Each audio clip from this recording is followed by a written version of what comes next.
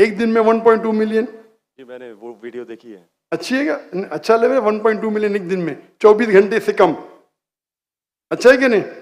मैंने खुद यही सोचा था कि आपका अकाउंट जो है शैडो बैन है, क्योंकि दूसरों को इतने व्यूज मिल रहे हैं, आपको उतने हाँ नहीं, मेरा चैनल बैंड है, मैं नहीं बैंड हूं। टिकटॉक पे मैं बैंड हूं, टिकटॉक पे पूरा बैंड, क्योंकि मैं, मेरे भाई जो है ना चाइना में, मेरे लिए दिल उनका है।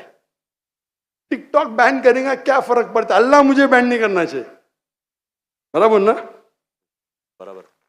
मैं बात नहीं करना चाहता हूं हमारे देश के, मुसलमान देश के, जब प्राइम मिनिस्टर से पूछते विगर मुस्लिम के बारे में, हमको पता ही नहीं। अरे कैसा पता नहीं? आप अगर मुसलमान देश के प्राइम मिनिस्टर है, आपसे पूछा जाता है विगर मुस्लिम के बारे में, आपको बोलता पता ही नहीं। क्या हो गया हमारे माशरे को?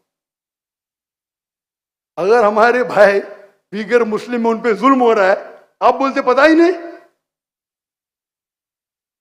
जब मैं डंकी की चोट पे उनको सपोर्ट किया मलेशिया में, टिकटॉक पे बैन नहीं करते किसको, पता है ना?